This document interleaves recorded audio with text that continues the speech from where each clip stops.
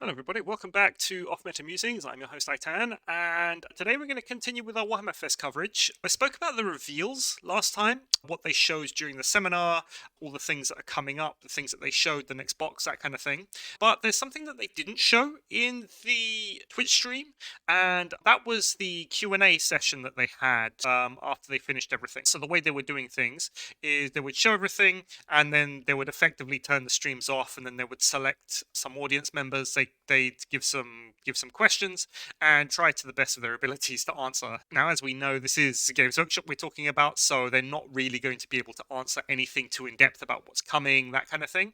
But I think some of the questions that they had were fairly interesting, and you can kind of read between the lines a little bit to try and figure out what it is that's going on with Warcry and what's going to be coming up.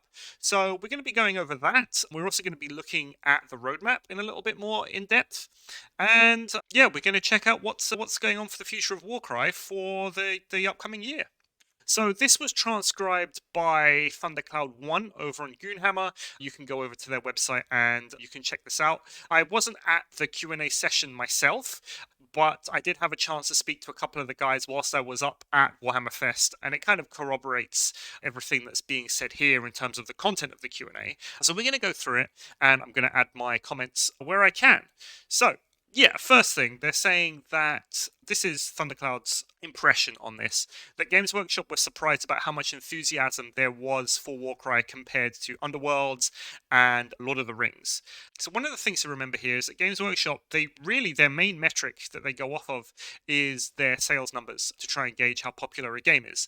And Warcry kind of has the problem that it's not just Warcry models that you're buying into. So you've got the starter sets, which are purely Warcry models, but if you wanted to play Warcry, you don't need to buy a single Warcry branded piece of content. I mean, if you have an existing Age of Sigmar army, you don't need to buy anything at all. So Warcry's sales, and therefore their popularity from Games Workshop's standpoint, is really hidden by that. And I don't think that they get a decent enough view on how well Warcry is doing globally, how popular it is, and really how much take up there's been by the community for the game. And that really shows in the numbers for the tournaments that they ran during the weekend. Of course, the biggest by far was Warhammer 40k. They had 300 something players participate. After that, it was Kill Team at around about 150, kind of tied with Age of Sigmar. But Warcry was 55 players. And now that's bigger than the Underworlds tournament that they held, as far as I know. And it really goes to show just how popular a game Warcry is, especially considering that outside of the events that they run in Nottingham, Games Workshop really doesn't give all that much tournament support to Warcry. I mean, they don't run any big events at Adepticon or at Nova, UK Games Expo, that kind of thing. So, given that everything is essentially run by the community, I think that 55 players is a pretty good number, and I think it's something that kind of could have caught Games Workshop by surprise, and I hope it's something they take into account going forwards. Fans asked for a new Tome of Champions with updates for Underworld's models, including models that have left production coming back as mail order products. Now, of course, Games Workshop are going to say yes, that's something that we can think about, but I think something to bear in mind is that if we look at Games Workshop's track record on things and just how they like to work, they're not really in the business of supporting or providing rules for out-of-print models. So I don't think personally that we're going to see a Tome of Champions with old Underworld models. I think far more likely what we will see is maybe a compendium style book with a collection of rules from all the rules that they've been releasing in White Wolf over the past few months, for the newer Underworld stuff and some of the more narrative rules. I think that's definitely something that we'll be able to see. And at the very least, I think possibly towards the end of the year, we might see these go up online, maybe as free downloads, that kind of thing. I think that's far more likely than Games Workshop uploading rules for models that are effectively out of print. But it is nice to notice that Games Workshop are well aware that basically as soon as any model is released for Age of Sigmar or Warhammer Underworlds, that Warcry players really do want those rules. And yeah, I think it's a good, it's kind of a good indicator to them that they do have fans. The fans are hungry for content, so it's something that they might want to look into in the future, maybe for as a more kind of structured release schedule. So I don't know, possibly Warhammer Underworld's miniature is released a month later in White Dwarf, they release the rules for that. Something along those lines, I think, would be appropriate for this. I know that the Seraphon have just had a massive range refresh, and people are really itching to get those models into their games of Warcry. So I hope it's something that they look into and something they provide soon. Fans ask for Mordcry in various wording. So Mordcry, what people are referring to here is Mordheim. For those people newer to the game, Mordheim is the very narrative skirmish game that Games Workshop used to produce and they used to support many years ago now, actually. I think there are several fan variations of that, like fan continuations that people have been doing, but there haven't really been any rumors or murmurings from Games Workshop about Mordheim in several years now. To kind of give you an idea and put it on a scale, it's more like Necromunda. So if you think Age of Sigmar or Warhammer Fantasy version of Necromunda, that's really what it is. So very narratively focused, really about telling the stories about your characters and what they're doing and running your campaigns. But again, nothing has come out of Games Workshop for a while about that, so it's not something that I would necessarily expect to come anytime soon. Fans asked about old world models to get Warcry rules. I think that the majority of old world stuff will kind of be covered by the existing Warcry rules anyway. They're going to be releasing Bretonnians, or re-releasing rather, Bretonnians and Tomb Kings. So those are the only two factions that we know of that could possibly get Warcry rules. So there is a possibility that they might come, but I don't know, is the answer to that. It doesn't sound like there's any impetus for Games Workshop to do that. They said that they're separate studios already, but I think the production of new rules for Warcry is not something that's especially labor intensive, I don't think. So it's something that could definitely happen, but I think for the time being, we may just have to settle with proxying our Tomb Kings for Soulblight Gravelords, for example, or maybe Ossiarch Bone Reapers, something like that. And Bretonnians, there are plenty of cavalry models available for Cities of Sigmar, so that might be something that we may have to look. I don't necessarily think that this is going to come anytime this year, especially considering Old World, we still don't know exactly when it's going to be released or how far off it's going to be. It says here that fans asked about balance between Age of Sigmar and specific Warcry factions. Games Workshop said they don't have as much data on match play for Warcry as they do for Kill Team, but they look at balance updates in the future. I think this one's entirely on Games Workshop. I've said before that what Games Workshop really need to be doing is supporting these larger Warcry tournaments, and if they did, then they'd have the numbers on them. Now, I've talked about in the past how one of the other creators, the Salty Sea, Dan, has been looking at the numbers from events, and he's kind of been putting together Warcry meta figures to try and figure out what is going on in the meta, what different fighters are doing, and what different warbands are doing from a balance standpoint. So it is definitely something, the data is out there, but I just think it's something that Games Workshop hasn't really been looking at. So hopefully, again, with the good turnout for Warcry at Warhammer Fest, maybe it kind of gets on Games Workshop's radar. Maybe they are checking out some of the other Best Coast pairing results. But I do know it's something that they do look at from Kill Team point of view, for example. So hopefully, hopefully we will get more balance updates. So far, it looks like they've been doing one every 6 months, with the latest balance update coming in January. So I think if we just go based on that release schedule, we are looking at another 2 months or so before the next balance update for Warcry, which, I mean, as long as they keep it on a schedule, I don't really have any problems with that. Of course, I prefer the quarterly updates that something like Kill Team gets, or Age of Sigmar or 40k gets, but I do appreciate from Games Workshop's standpoint, if they didn't know exactly how big Warcry would be and how big it is on a competitive level, then it's not something they would necessarily be looking out for.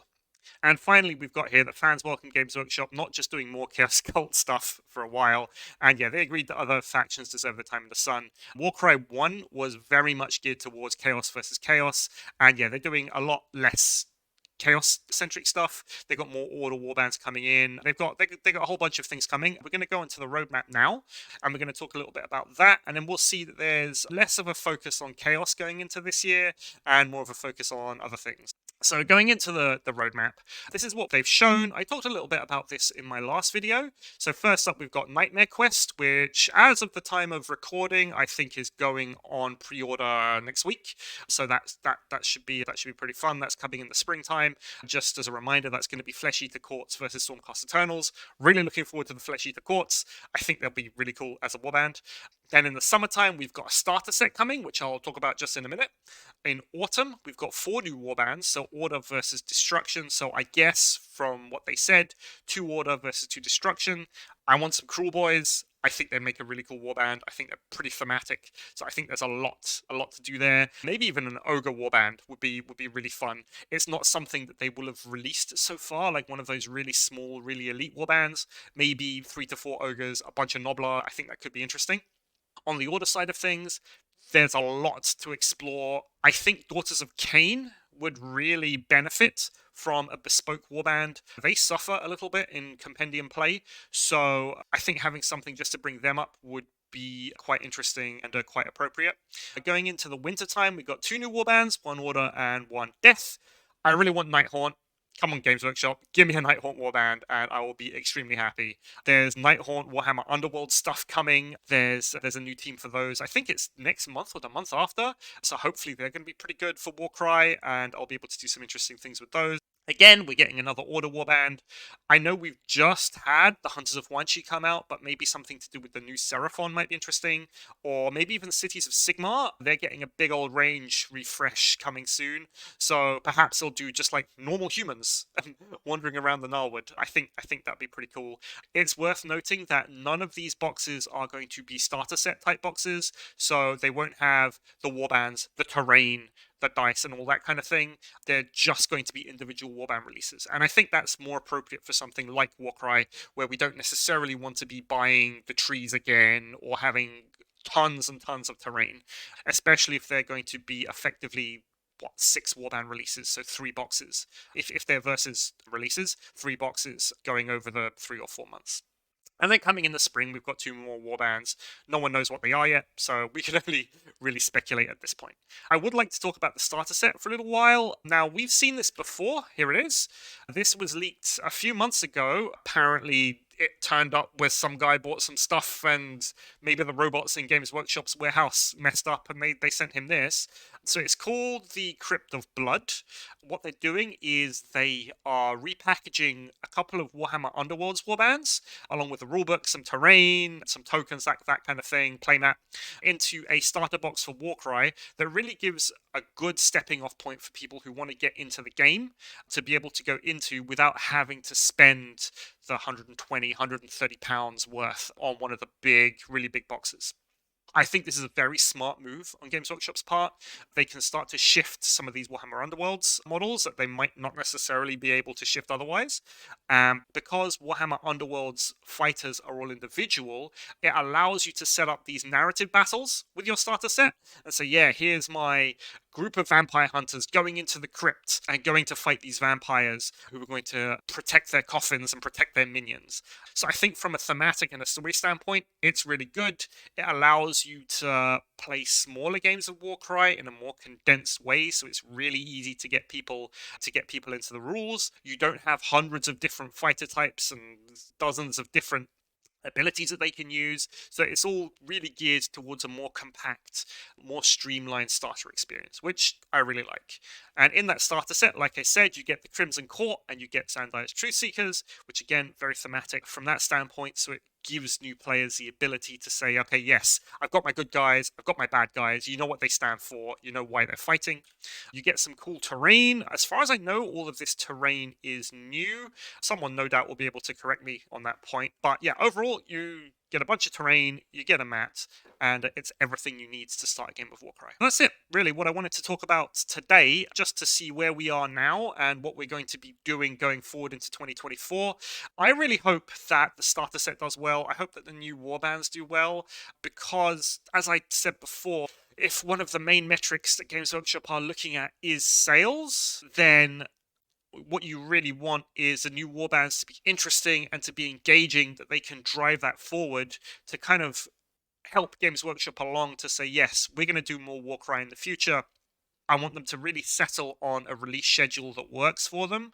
I don't necessarily think the Heart of Gur, Sundered Fate style releases with the big old box and the terrain really works for them in this case. A lot of the terrain was just the same terrain all over again. You got 2 tree sprues, one plus one additional thing, which really isn't something that the players seem to want to go for. But as long as the new warbands are engaging, I think they can sell well.